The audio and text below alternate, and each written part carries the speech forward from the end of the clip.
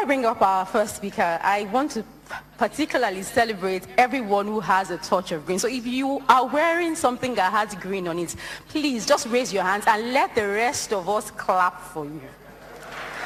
Good. Yes, because we are the patriotic ones whose tailors came through for them. Our first speaker is Roman Oseghale. Yes.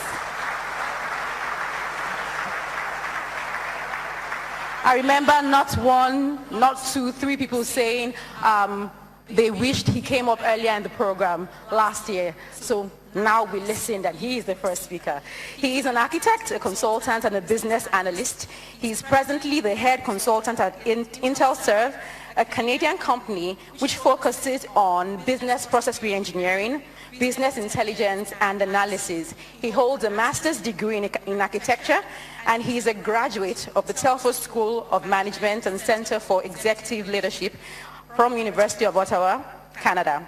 He is also the director of a real estate company, and he researches and writes on development and economic subjects. He has consulted for notable Canadian companies and is helping diagnose problems and preferring appropriate solutions for growth and profitability.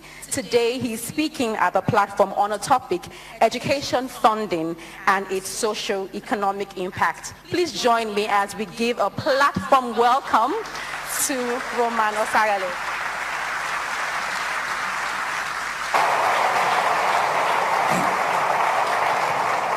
Good morning.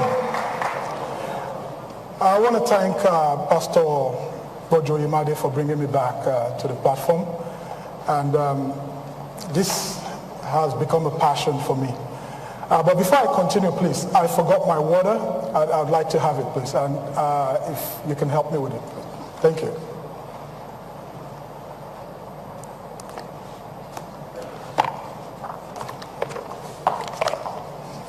Thank you.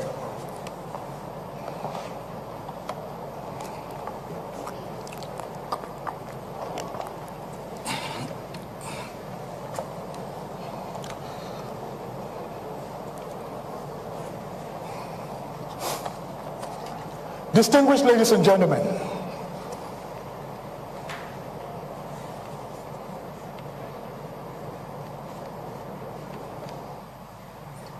someone needs to help me with this, please.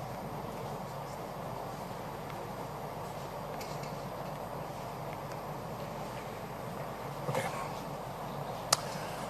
Education funding and its social economic impact. The late Nelson Mandela once said, education is the most powerful weapon which you can use to change the world. End of quote.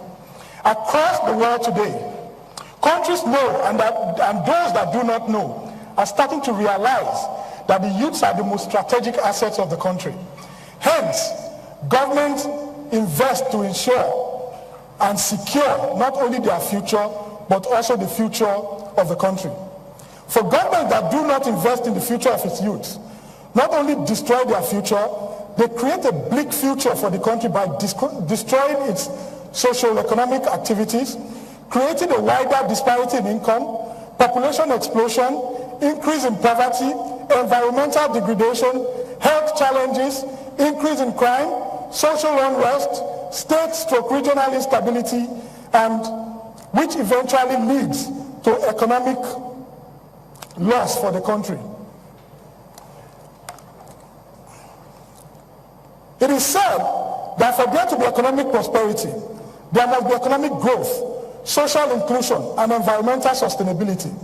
That was why John Dewey said, and I quote, "Education is not preparation for life. Education is life itself." End of quote. Our problem stems from the fact that we may not understand the concept of education, and that education goes beyond institution where knowledge is obtained. Degrees and certificates are issued, and a tool that gets a child out of poverty. By investing in human capital development over the last 60 years, education has become the most formidable weapon in the world and remains the secret to how Europe, North America, South America, the Middle East, Australia, and recently in the 80s, the Asians have built their nations, developed a sustainable economy, and created a competitive edge in the global trade and free market economy. It is, however, important that we must move to the knowledge economy. There was a time in Nigeria when things were good. Data showed that we were heavily investing in education, and we were ahead of most Asian nations, and that those nations are ahead of us today because they started investing in education. We had relative peace, while the public schools were a great pride. The lifeblood of any socio-economic system is education, and the lifeblood of education is funding. Data show that as we start funding and investing in education, the socio-economic activities of the country started falling apart, creating a threat to both social and economic stability of the country.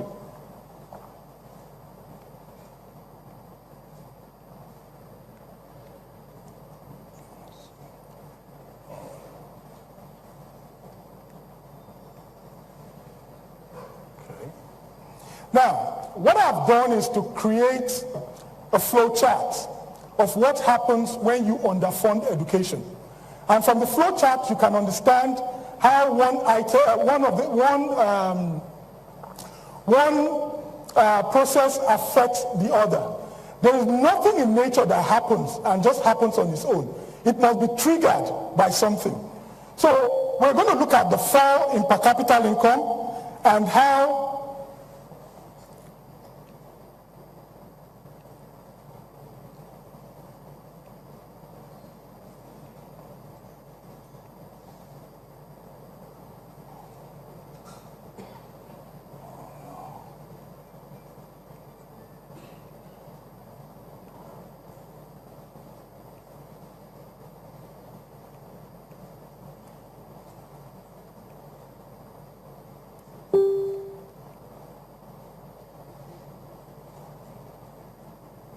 I think it's not going as I planned.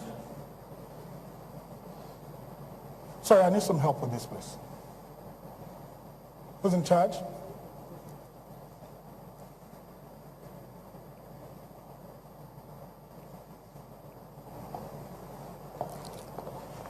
Which goes back? This? And this goes forward? Yeah, this goes forward, this goes back. Okay.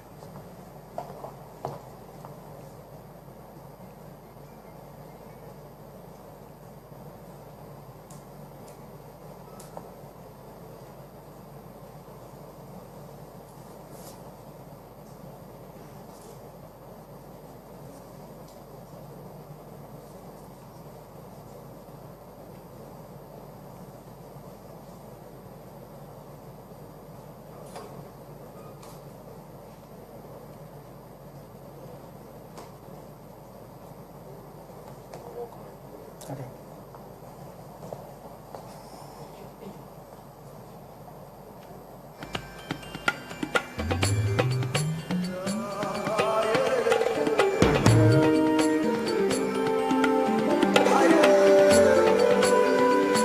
So how does underfunding education lead to economic loss for the country? You and I are strategic assets of the country.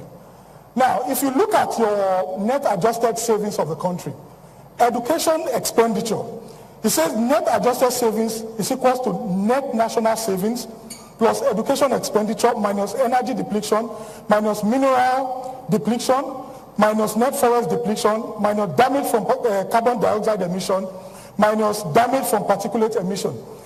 Education is the only component that's in the positive. And when you invest in education, knowledge does not depreciate. So it remains a factor that gives you return over time. And then we look at globalization, which is the free movement of goods and services of people across the world in a seamless and integrated manner.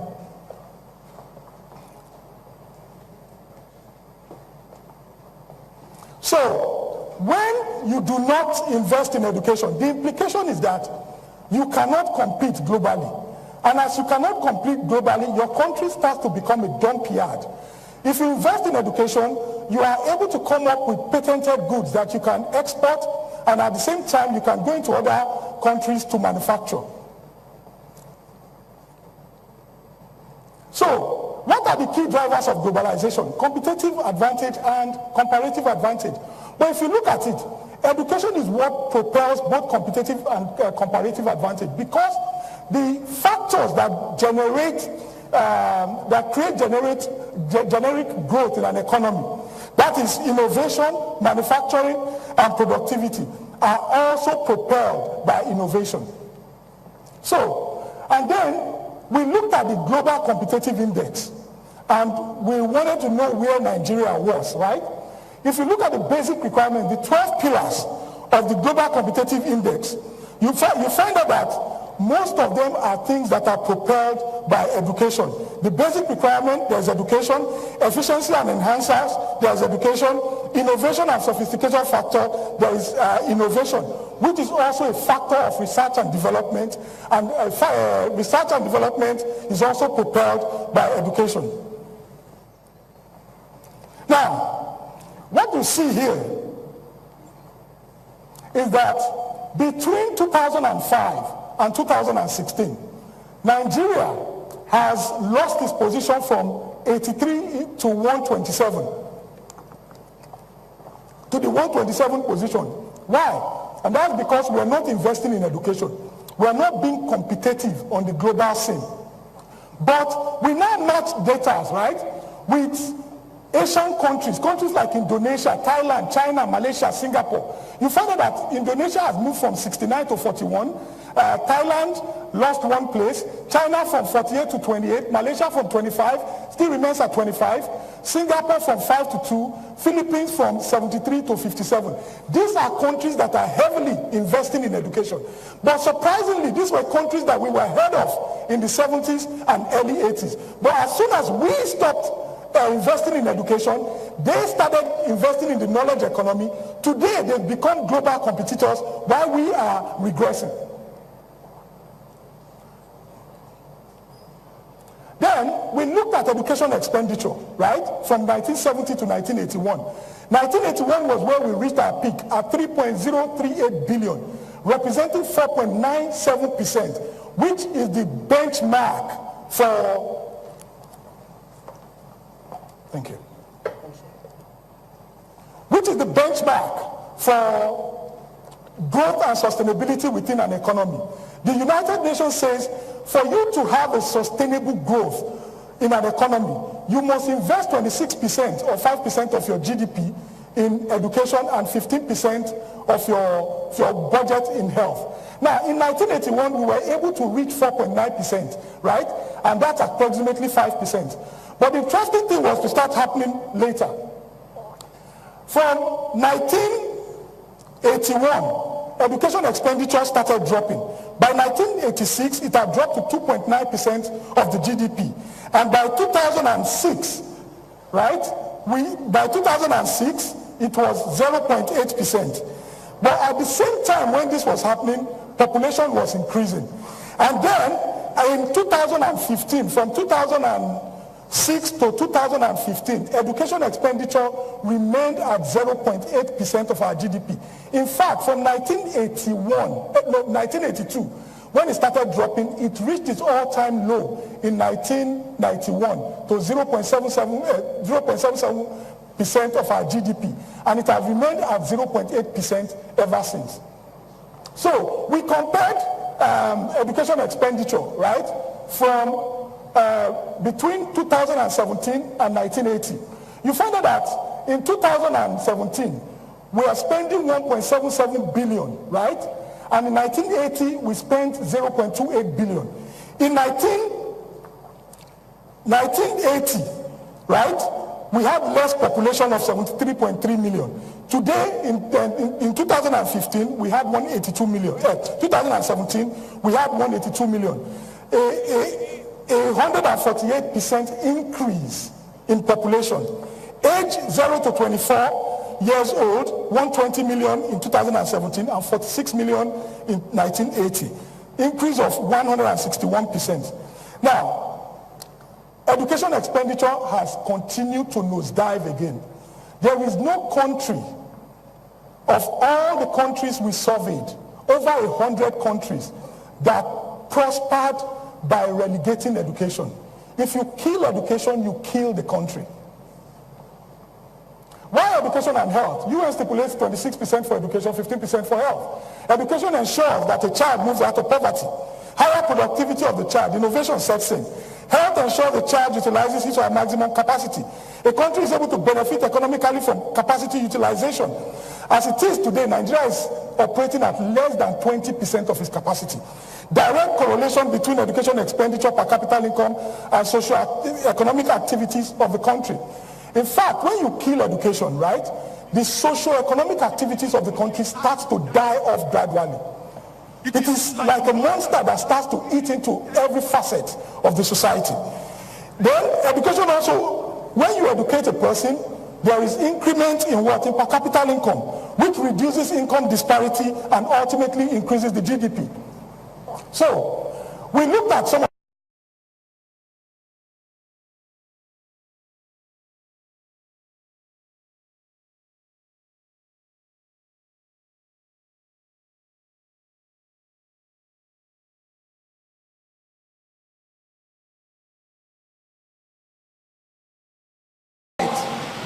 we reached a per capita income of $871 in 1980. We did not climb above that $871 for 25 years. It wasn't until 2006 that we climbed above $871 again in per capita income. So we were basically poorer for 25 years. So what happens when you do not invest in education and per capita income first? Population starts to increase. Poverty leads to increasing population. Population leads to what? Increasing poverty. I'll read something to you.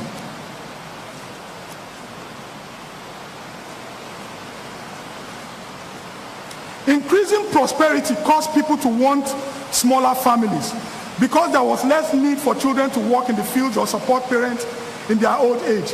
Once that happened, birth rates went down. Modern contraceptives helped reduce population more easily and quickly. So women that can't afford the use of contraceptives or are not educated about it will find themselves having more kids. Children were the only protection poor people had, and contraceptives were not needed for them. And families' earnings dropped as per capita income dropped. Families tend to tilt towards making a choice between educating the male child as against the female child. Hence, the female child is given out early in marriage to offload financial burden from family, thereby increasing her fertility rate. Education, what education does is it delays marriage.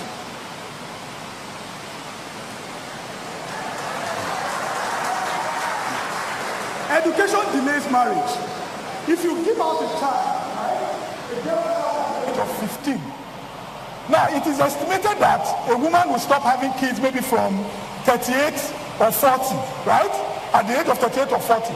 So if you give out a girl child at 15, she has 25 years, right, to give birth.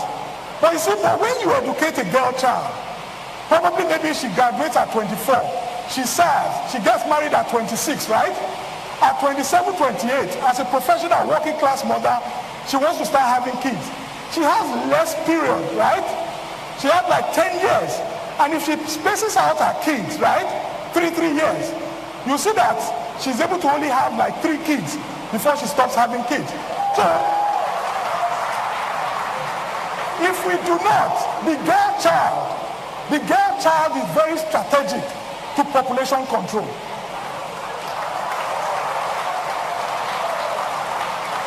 And then, when you educate women, educated women, you find out that their kids, they have the tendency to also be educated. If a woman is educated, her offspring, right, the girl child too, will always strive to also be educated. So if you do not educate the girl child, be sure that you are raising more illiterates.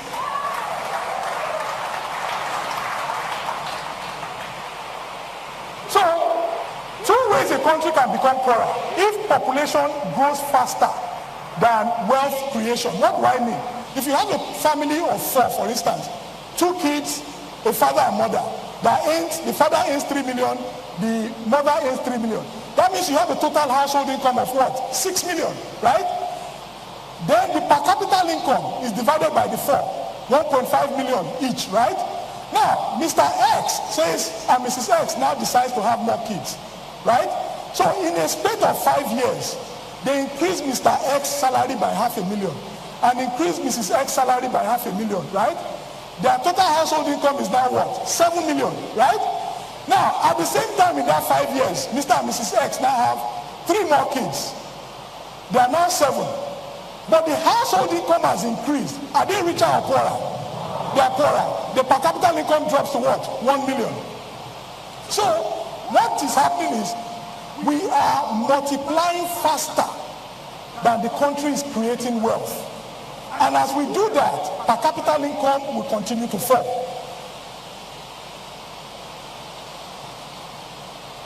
So if you look at Nigeria in 1960, we had a annual growth percentage of 1.99. We were growing lesser than a lot of other countries. But by 2014, right? 2014, our growth rate had increased to 2.66, an average in 55 years of 2.52. So today, Nigeria has the highest fertility, one of the highest fertility rates in the world, which may not be sustainable for our economy. But if you look at it, in the 60s, Egypt, South Africa, Thailand, they all had what? A high growth rate that was bigger than ours. But today, right, their growth rate, because they are constantly investing in education, their growth rate has reduced with their fertility rate reducing. So, we also we put the growth rate on histogram to look at what was happening. In the 60s, countries like Britain and Germany were far populated than Nigeria. But today we are 3 times British population and twice German population. Now, what happens when there's explosion of population? There's environmental degradation. You need more space. You cut down trees. And as you cut down trees, what happens? Deforestation leads to more CO2 emissions in the air, which results in what? Health challenges.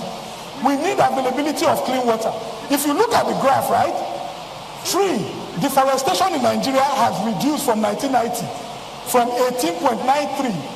Trees above 5 meters in height, the percentage of the area they cover has reduced from 18.92 to 7.68. But you see China, right, is increasing in their deforestation. Nigeria is one of the only few countries, right, in the world, and Indonesia, that deforestation is increasing tremendously. And then water pollution. Last year, we did a survey, and we found out that about 30 trucks of human waste were dumped in the lagoon every day. If you calculate that, that gives you about 4.5 million liters of human waste dumped in the lagoon every month. Population growth, deforestation, and flooding. Now, there were videos, right, of Lekki being flooded. One of the things that happens is this: when there is overpopulation, you start to look for land areas, you encroach into nature. You encroach into places like bogs, swamps, wetland, and marshes. Now, if you look at the Lekki-Ajah axis, there are swamps, wetland, bogs, and marshes. Apart from the biodiversity and the ecosystem they provide, these factors are called nature's natural water reservoirs. When it rains, as it's raining right now, the bogs, wetland, marshes, and swamps, they absorb it until the water recedes into rivers, recedes back into the ocean. So when you sand fill, right, the flood will come and meet you in your bedroom. So increase in poverty. Population growth leads to increasing poverty. We'll look at it. Now, please, I want you to pay careful attention because this is the center of our presentation. If you look at this, all the extreme poverty rates in the world are reducing. But Nigeria's poverty rate is the only one increasing. China reduced from about 84 to 14 in 2008. From India, the same thing. Indonesia, Brazil, Pakistan. But Nigeria is the only economy among the largest developing world that population, there seem to be increasing prosperity in the economy. But at the same time, poverty is increasing. Nigeria had less poverty rate than most Asian countries in 1981. All largest developing countries have been reducing extreme poverty. Nigeria is the only emerging economy that extreme poverty has been increasing. 47% in 1981 and increased to 67% in 2008 and 70% by 2010. From 1981, the light green is where all the countries were in 1981. The dark green is where all the countries were in 2008. So as we see our economy is growing, poverty is also increasing. And then from 1981 to 2008, percentage of poverty in sub-Saharan Africa as percentage of total increased by 83%. The next slide. Poverty is reducing.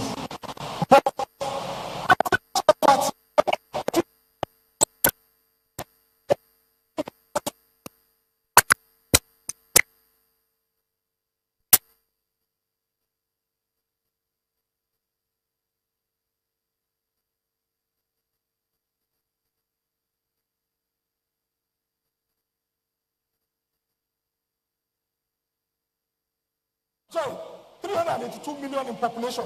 52.8% of that amount lived in poverty, making 201 million. Nigeria's population was 75.7 million. Nigeria's poverty was 7%. And then that represented 35.6 million.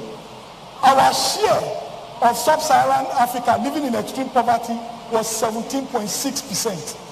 By 2011, sub-Saharan Africa, extreme poverty had reduced to 46.8%. And population of 16.7 million. Total living in poverty, 404 million. But Nigeria's share, population in 2011 was 163.8. 70% still living in extreme poverty, representing 114.7 million. And then the percentage of Nigerians living in extreme poverty as a percentage of total people living in extreme poverty in sub-Saharan Africa had increased to 28.4. By 2013, when we were rebasing as the biggest economy in Africa, population in sub-Saharan Africa had increased to 912 million. Poverty further reduced to 41%, representing 373.9%. Nigeria's population, 172 million. People living in extreme poverty, 70%. Now, 120.4, representing 32.2% of the total population living in extreme poverty in sub-Saharan Africa. Our population is increasing. GDP seems to be growing, but our extreme poverty is increasing. Nigeria, of every 3 people living in extreme poverty in sub-Saharan Africa, Nigeria is one of them. While extreme poverty seems to be reducing across sub-Saharan Africa, extreme poverty is increasing in Nigeria. So what is the implication of this? It will lead to crime, right? Poverty leads to crime. Now, we looked at it. Prison population increased by 26% between 2011 and 2015. Nigeria's population increased by just 10% by the same period. Offense against property and offense against persons are the highest. In 2016, offense against properties was 65,397 cases. But you see, the research we also did also stated that almost 80% of crime cases in Nigeria are not reported. While offense against persons was second in 2016, representing 45,554 cases. We now have underage kids in prisons in Nigeria. I'll read something to you. But it is a house of horror, as any visitor will find out. Held deep in the dingy cells of the prisons among convicted murderers, armed robbers, rapists, and the likes are also children and teenagers, serving sentences for various offenses, ranging from petty theft to wandering and even street hawking. The horror within the Badagry prison cells is better imagined. There is a change.org that people are signing online, right, of underage kids now in prison. When the Lagos State Chief Judge, Honorable Justice Funmilayo Atilade, decided to visit the prison hoping to set free 28 underage inmates, little did she prepare for the spectacle she was confronted with. Hundreds of hungry and unkept children displaying varying stages of disease and neglect. The children and teenagers, clad in oversized green and blue prison garments, were seated on wooden benches in the prison chapel, hoping for a possible stroke of luck or divine intervention that will secure them freedom. The air was heavy with the smell of disinfectant, but it could not hide the odor of unwashed bodies packed so tightly that it made one's stomach churn. The children especially were sick, hungry, weak, dying and crying. The expression on their eyes were the same. They wanted to go home. They wanted their parents. These are supposed to be leaders of tomorrow. The interesting thing is that some of them were caught hawking. We refused to give them a future. And while they tried to do something for themselves, to feed themselves, we incarcerate them. How then do we blame them tomorrow when they turn to crime? A nation that destroys education. If you destroy public education, you destroy everything. You destroy public education, you send the country into the gulags. You destroy public education, you send the country into the dark pits of hell. And these are the kids that we're supposed to hand over this country to, for them to lead us tomorrow. But yet, we are not educating them and we are not giving them a future. Education expenditure has to increase. There is no country, of all over 100 countries that we surveyed, no country that relegated education prospered. It is not just possible. Human capital investment is the gold, it is the silver, it is the diamond, it is the oil. We have excess of it. And if we do not use it, it will start to become a burden.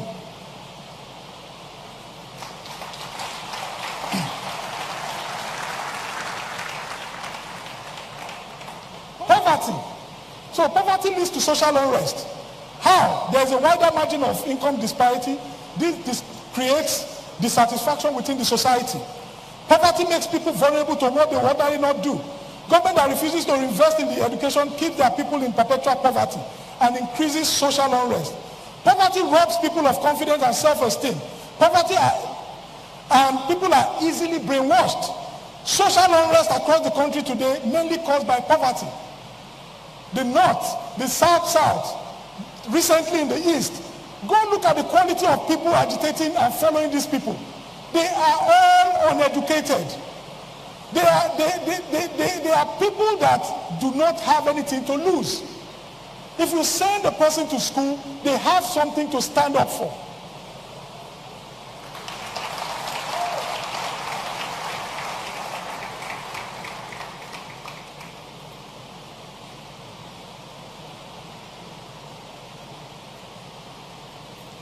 The war against terror is bound up in the war against poverty. General Colin Powell. I'll read something to you. The destinies of the haves are intrinsically linked to the fates of the have-nothings at all.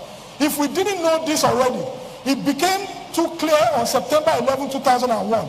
The perpetrators of 9/11 might have been wealthy Saudis, but it was in the collapsed, poverty-stricken state of Afghanistan that they found succor and sanctuary. Africa is not on the front line in the war against terror, but it soon could be. Bono, 2004. Excerpts from the book, The End of Poverty, as forwarded by Bono. Of all the countries where you have all these terrorist cells, right? All the countries we surveyed, they all have three things in common. Low education expenditure, high poverty rate, and then high number of kids outside school. And these are what these fundamentalists strive for. So, what are we looking at today? We have estimated, in 2013, we had an estimated 10.5 million kids outside school in Nigeria. About 20% of their age bracket. Do you know that only 87 countries in the world, if you do not know what 10.5 million is, I'll tell you, a number is not appreciated until you what? You match it against another number, you put it in ratio or in percentage. If you do not know what 10.5 million is, 10.5 million is twice the population of Denmark. 10.5 million is twice the population of Finland. 10.5 million is about the population of Sweden. 10.5 million is the population of Republic of Benin. 10.5 million is about 35% the population of Ghana. 450% the population of Zimbabwe. No, Botswana, sorry. We are raising a country of illiterates. And we are all sitting on the keg of gunpowder. Only 32 countries in Africa have populations greater than 10.5 million. UNESCO estimates that 263 million kids outside school globally. Nigeria is 2.5% of world population, but with the second highest number of kids outside school globally, with 4% after Pakistan. We must start to consider the consequences to both state and regional stability. 83 children were used as suicide bombers this year alone, and 125 since 2014, up by 97.6% in just 1 year. So we looked at the Global Peace Index. Nigeria has reduced or gone down from 118 to 149 between 2008 and 2017. And if you look at the other countries, these are countries that have both internal and external conflict. But the thing is, the problem with Nigeria, the issue with Nigeria, the challenge with Nigeria is that our conflict is internal and is self-induced. That's the difference.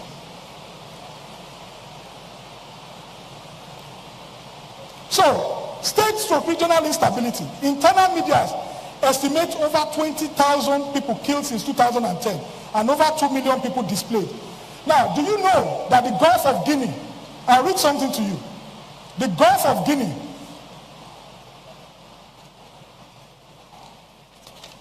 our waters have now become the most dangerous waters in the world. 9th of June 2016, CNBC Africa reported, Gulf of Guinea emerges as the world's most dangerous body of water.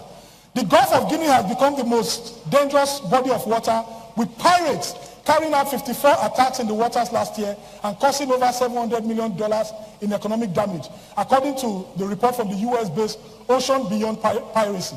As the International Navy coped the piracy incidents in the Somali waters of the Horn of Africa, the Gulf of Guinea has now become the most dangerous waters in the world. Gregory Claw, Project Manager, West Africa, Ocean Beyond Privacy. From the last quarter of 2015 to the first quarter of 2016, there have been a significant increase in piracy, with kidnapping and ransom incidents increasing. The report also says that about 1,000 seafarers were subject to attack in 2015, while 54 were actually attacked. The report also says the attack will increase because of poverty in the region and lack of what? Economic opportunities. If we do not change the trend of things, it's going to be worse. And that's the truth. The report also says that there's going to be increasing attacks. So let us look at what this will eventually turn to.